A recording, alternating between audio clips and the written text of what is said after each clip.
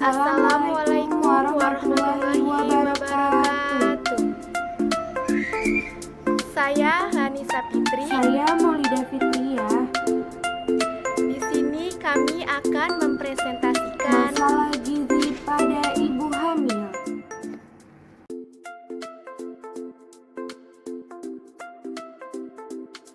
Nah, di sini ada pengaruh gizi selama kehamilan.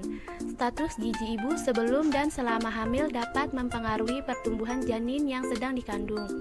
Nah, bila status gizi si ibu normal pada masa sebelum dan selama hamil, maka si ibu melahirkan pun bayi yang sehat dan cukup bulan dengan berat badan pun yang normal.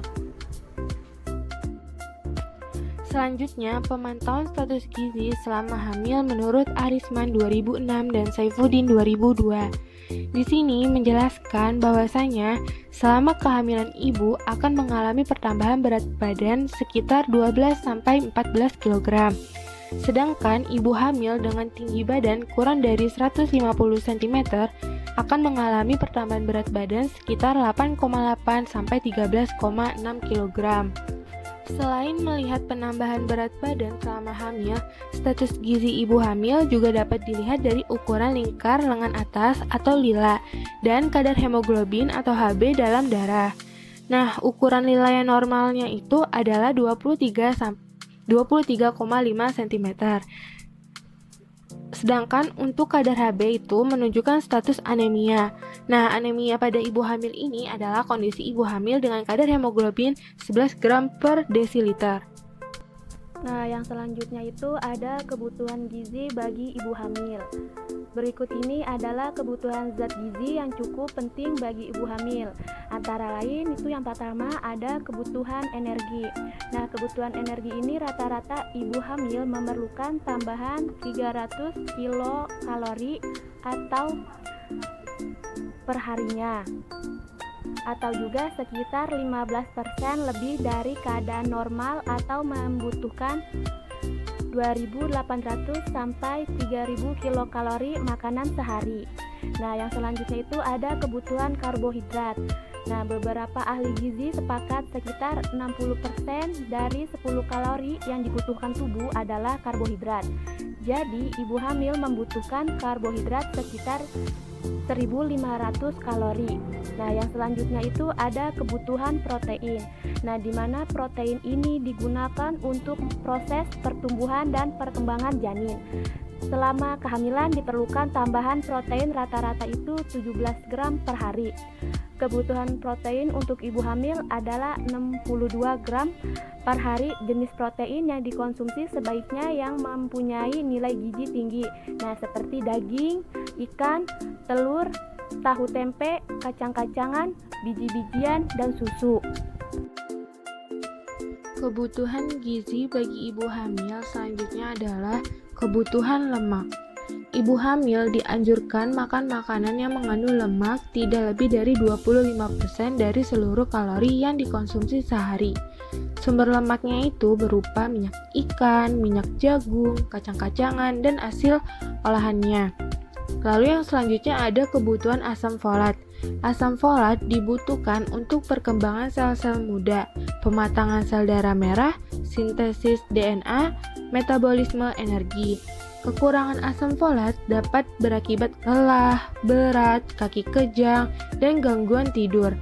Kebutuhan asam folat untuk trimester 1 sebanyak 280 mikrogram. Lalu untuk trimester 2 sebanyak 660 mikrogram dan trimester 3 sebanyak 470 mikrogram. Jenis makanan yang mengandung asam folat yaitu berupa ragi, brokoli, sayuran hijau, asparagus, dan kacang-kacangan. Nah, di bagian ini ada bentuk tabel. Nah, tabel ini yang di atas itu ada tabel kebutuhan vitamin, yang di bawah itu ada kebutuhan mineral. Nah, di tabel yang di kebutuhan vitamin itu yang pertama ada vitamin A. Nah, jika pada ibu yang tidak hamil itu kebutuhannya 500, sedangkan pada ibu yang hamil itu lebih dari 300. Nah, yang selanjutnya itu vitamin B12 mg. Nah, itu kebutuhan pada ibu yang tidak hamil itu 2,5 0,4, sedangkan pada ibu yang hamil lebih dari 0,2. Nah, selanjutnya itu vitamin C miligram. Nah, pada ibu yang tidak hamil itu 75 gram, sedangkan pada ibu yang hamil itu lebih dari 10. Nah, selanjutnya itu ada vitamin D mikrogram. Nah, ini pada ibu yang tidak hamil itu hanya 5, sedangkan pada ibu yang hamil lebih dari 0. Nah, selanjutnya itu yang tabel di bawahnya ada kebutuhan mineral. Nah, yang pertama itu ada kalsium. Terus jumlah yang dibutuhkan per hari itu kalsium 950 gram. Nah, selanjutnya itu ada zat besi. Nah, jumlah yang dibutuhkan per hari itu pada zat besi 56 mg. Nah, yang selanjutnya itu ada yodium. Nah, yodium ini jumlah yang dibutuhkan per hari itu 200 mikrogram. Selanjutnya kelompok gizi ibu hamil.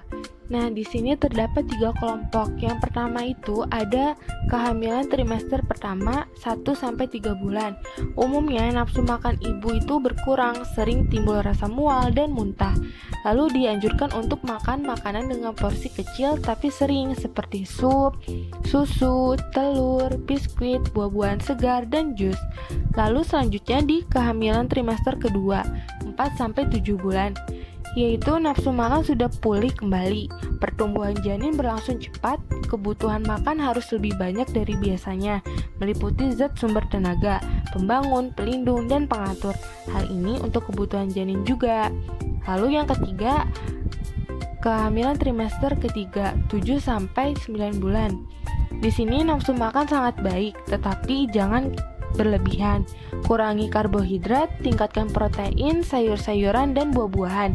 Lemak harus tetap dikonsumsi. Selain itu, kurangi makanan terlalu manis seperti gula dan terlalu asin. Nah, di bagian ini ada gizi seimbang bagi ibu hamil. Yang pertama itu kebutuhan gizi ibu hamil dengan berat badan normal. Nah, kehamilan trimester 1 itu memerlukan tambahan 100 kilokalori per hari. Nah, terus juga kehamilan trimester 2 dan 3 tambahan energi yang dibutuhkan meningkat menjadi 300 kilokalori per hari. Nah, yang kedua itu kebutuhan gizi ibu hamil gemuk. Nah, penambahan energi untuk ibu hamil gemuk itu tidak boleh lebih dari 300 kilokalori per hari. Nah, juga makan secara berangsur-angsur. Yang ketiga itu kebutuhan gizi ibu hamil kurus. Nah, agar kebutuhan ibu yang terlalu kurus mencukupi, disarankan mengkonsumsi makanan dengan sedikit kuah atau yang berkuah. Nah, terus juga setelah makan, beri jeda setengah hingga 1 jam sebelum minum. Selanjutnya, ada tabel kebutuhan makanan ibu hamil per hari. Nah, di sini terdapat jenis makanan, jumlah yang dibutuhkan, dan jenis zat gizi. Jenis makanan yang pertama yaitu sumber zat tenaga atau karbohidrat. Jumlah yang dibutuhkan 10 porsi nasi atau pengganti, 2 sendok makan gula, 4 sendok makan minyak goreng, dan jenis zat gizinya itu adalah karbohidrat. Lalu jenis makanan yang selanjutnya sumber zat pembangun dan mineral. Jumlah yang dibutuhkan yaitu 7 porsi terdiri dari 2 potong ikan atau daging sebesar 50 gram, 3 potong tempe atau tahu sebesar 50-75 gram, 1 porsi kacang hijau atau merah.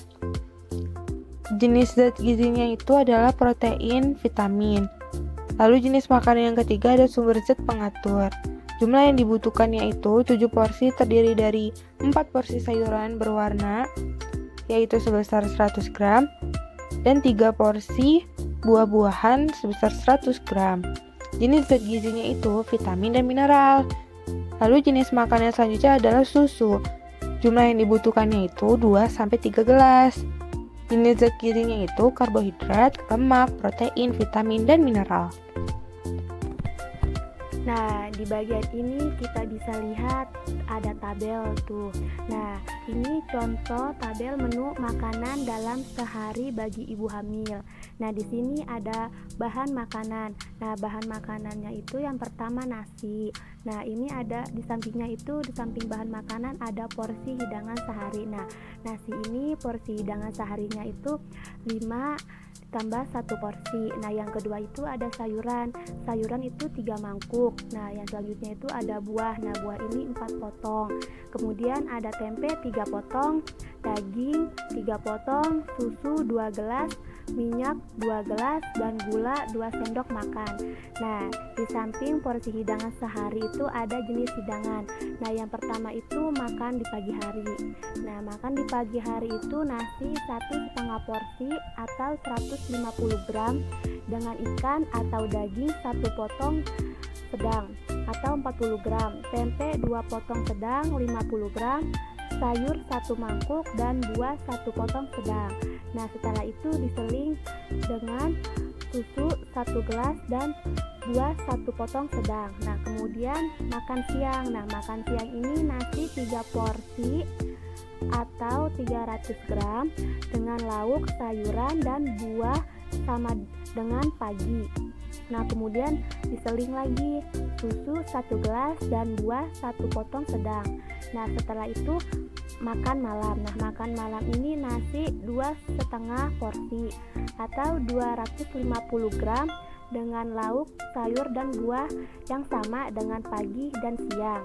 Nah, setelah itu diseling lagi dengan susu 1 gelas. Nah, dari menu di slide sebelumnya dapat divariasikan dengan bahan makanan penggantinya seperti 1 porsi nasi 100 gram itu bisa diganti dengan roti 3 potong sedang, terus kentang 2 biji sedang, kue kering 5 buah besar, mie basah 2 gelas, singkong 1 potong besar, jagung biji 1 piring, talas 1 potong besar, terus ubi 1 biji sedang. Sedangkan 1 potong sedang ikan 40 gram itu bisa diganti dengan 1 potong kecil ikan asin, 1 sendok makan teri kering, 1 potong sedang ayam tanpa kulit, 1 buah sedang hati ayam, 1 butir telur ayam negeri, 1 potong daging sapi, 10 biji bakso sedang, dan lainnya. Lalu 1 mangkuk 100 gram sayuran itu bisa diganti dengan buncis, kol, kangkung, kacang panjang, wortel, labu siam, sawi, terong, dan lainnya. 1 potong buah bisa diganti dengan 1 potong besar pepaya, 1 buah pisang, 2 buah jeruk manis, 1 potong besar melon, 1 potong besar semangka, 1 buah apel, 1 buah besar belimbing, 1/4 buah nanas sedang, 3/4 buah mangga besar, 9 duku buah sedang, 1 jambu biji besar, 2 buah jambu air sedang, 8 buah rambutan, 2 buah sedang salak, 3 biji nangka, dan 1 buah sedang sawo. Selanjutnya itu 2 potong sedang tempe atau 50 gram. Nah, tahu 1 potong ukuran besar atau 110 gram. Terus 2 potong oncom kecil ukuran 40 gram. Terus 2 sendok makan kacang hijau 2 atau 20 gram. Kemudian 2,5 sendok makan kacang kedelai atau 25 gram. Kemudian 2 sendok makan kacang merah segar atau 20 gram. Kemudian 2 sendok makan kacang tanah 15 gram. Terus 1,5 sendok makan kacang mete 15 gram, dan lainnya. Nah, kemudian itu 1 gelas susu sapi 20 cc. Kemudian 4 sendok makan susu skim 20 gram, 2 atau 3 gelas yogurt non-fat 120 gram, kemudian 1 potong kecil keju 35 gram, dan lainnya. Nah, kemudian itu minyak kelapa 1 sendok teh atau 5 gram. Kemudian alpukat 1 atau 2 buah berukuran besar 60 gram, 1 potong kecil kelapa 15 gram, 2,5 sendok makan kelapa parut 15 gram, 1 atau 3 gelas santan 40 gram, dan lainnya. Kemudian gula pasir 1 sendok makan 13 gram. Terus 1 sendok makan madu 15 gram. Dampak gizi kurang pada ibu hamil Yang pertama itu terhadap persalinan. Nah, pengaruh gizi kurangnya ini tuh dapat mengakibatkan persalinan menjadi sulit dan lama. Lalu persalinan sebelum waktunya atau prematur dan pendarahan setelah persalinan. Lalu dampak buruk terhadap ibunya itu, jika ibunya itu kurang gizi, dapat menyebabkan resiko dan komplikasi seperti anemia, pendarahan, juga berat badan ibu tidak bertambah secara normal dan mudah terkena penyakit infeksi. Lalu dampak terhadap janinnya, jika ibu kekurangan gizi, maka pertumbuhan janinnya itu dapat menimbulkan keguguran, BBLR, atau lahir dengan berat badan rendah, terus juga bayi lahir mati. Nah, di sini ada dampak gizi lebih pada ibu hamil. Nah, jika ibu hamil memiliki gizi yang lebih itu akan mengakibatkan yang pertama itu ada diabetes, yang kedua itu kesulitan dalam persalinan, nah yang ketiga itu ada preeklamsia. Thank you.